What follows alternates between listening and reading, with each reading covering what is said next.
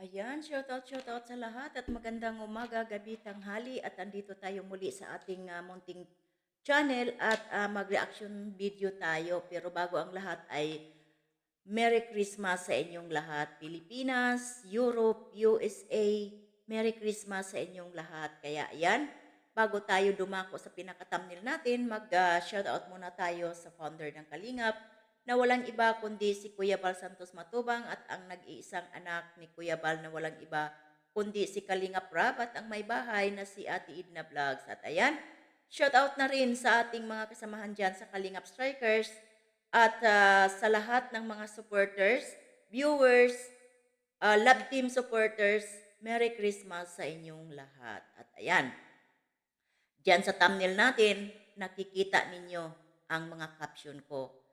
Wow, Aiko de la Cruz, mag-sponsor ka sa IDSI. Yan ang caption natin. Sa ibaba, huwag huwag pagkumparahin. Ayan, huwag pagkumparahin. Kasi ito si Aiko, masyadong bida-bida doon yung mga komento niya na nagkakalat sa Facebook.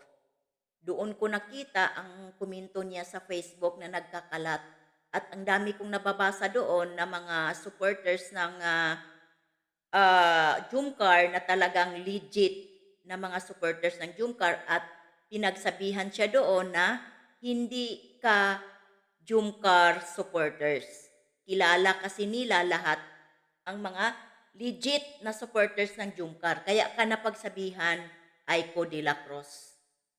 Ibig sabihin lang doon ay isa kang mapagkunwari na supporters ng Jumcar. Kaya pinagkumpara mo ang dalawang mag-love team. Dahil alam ng mga Jumcar at IDSI, bawal magkumpara. Bawal pagkumparahin ang bawat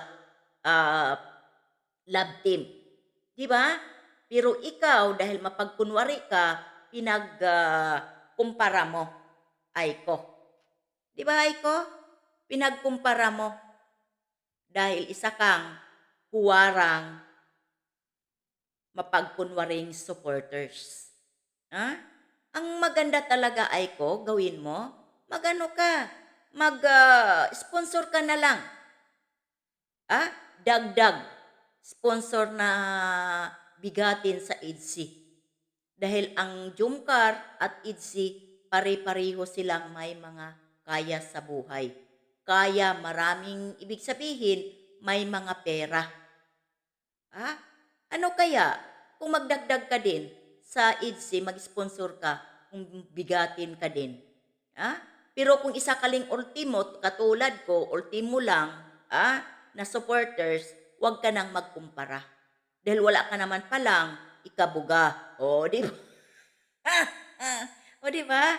Kung wala ka lang namang ikabuga, huwag kang magkumpara. Mabuti sana kung magkumpara ka at sabihin mo na, sige ako ang ako ang mag-sponsor sa IDSI para mapantayan o malampasan ang Jumcar. Pero kung katulad lang kita, napipitsugin, isang lang, huwag ka nang magkumpara. Manood ka na lang. Manood ka na lang. Dahil nahalata ka tuloy na isa ka lang basher. Isa ka lang ligaw na bulaklak. Isa ka lang ligaw na UFO. Isa ka lang UFO na ligaw ka sa Kalingap. Kaya ayan, pinagkumpara mo ang dalawang love team. Anong sabi mo dito sa komento na to?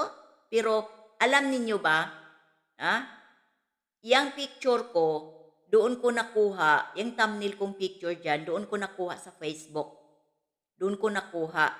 Ang mali ko lang, pagka-is-is ko at na-crop ko, hindi ko siya sinisave as copy. Na-save ko siya as original. Kaya ayon, hindi ko na tandaan kung kaninong page yon sa Facebook. Kung legit ba yon o fake account yun sa Facebook. Pero doon ko ito nakuha. Baka sabihin ninyo, saan kaya ito nakuha sa reactor na tong matanda na itong picture na ito. Pero doon sa nakita ko sa Facebook, base sa naalala ko, ay ang caption ay ganito. Pasilip lang ito doon sa second anniversary bago nag-umpisa ang program. At ayon yun, ang caption doon. Kaya ko nakita at 2 beses ko nakita yon at hindi ko na nakita uli. Mga 3 days, 3 days or 2 days ko nakita yung post na yon sa Facebook. Kaya pinaano ko muna ng ilang araw, saka ko ginamit yung picture na yon. Kaya para sa kaalaman ninyong lahat. Kaya basahin natin ito, ang komento dito ni Aiko de la Cruz na pabida. Sinupalpal to siya sa mga supporters ng IDC, supporters ng Jumcar, sinusupalpal siya. Kasi kilala ang mga bawat supporters ng love team. Sa mga sulit na legit na supporters ng mga love team, kilala nila kung sino-sino sila eh. Pero itong si Aiko de la Cruz, hindi nila kilala. Hindi nila kilala. Kaya nabasa ko nga doon si Sis Chelsky, nakilala namin ang mga supporters ng Jumcar na legit. So ito si Aiko basher lang talaga ito. Kaya basahin natin itong komento niya. Sabi niya dito, Aiko de la Cruz, walay naman kayo sa Jumcar. Ang first anniversary, travel Thailand, second Vietnam. Hindi mo talaga alam, Aiko, na bawal pagkumparahin ang mag-love team. Ilang bisis na yan, panawagan ng mag-ama. At kahit kami mga reaktor, ipinapanawagan din namin yan na please huwag pagkumparahin ang mga bini o mga love team. Dahil may kanya-kanya yan sila na mga estilo o pag-celebrate ng bawat anniversary. Dahil kung sponsor ang pag-usapan natin, lahat yan sila ay may mga kaya sa buhay. May ikabuga. Di ba? Pero depende kasi yan sa schedule ng mag-love team. Di ba? Hindi yan sila basta-basta na papunta sa ibang bansa na maka-apekto sa kanilang pag-aaral. Di ba? Kaya wag mong pagkumparahin, Aiko. Kung ang IDC, Manila lang, ang anniversary nila, walang issue yun. Hindi yun big deal sa bawat isa, bawat love team, bawat supporters. Ikaw lang ang magulo ang utak mo. Pinagkukumpara mo para magkaroon ng issue. Pero sa mga totoong legit supporters ng mga love team, hindi yan binibili nila. Yan pagkumpara mo, hindi yan nila binibili. Kami lang ang bibili niyan, mga reaktor, para ipamuka sa'yo at para maistampara yung pangalan mo dyan. At para naman, malaman mo na bawal. Hindi pwedeng pagkumparahin. Pero kung talagang palaaway ka, troublemaker ka, mahilig ka magkumpara, ayan, yan ang napala mo. Pero wali yan. Ikaw, wali ka sa mga supporters, wali ka sa mag-love team. Lalo na ang Carzi. Carla, Biancy, wala yan. Hindi yan nila pinapansin. Lalo lang tuloy mo silang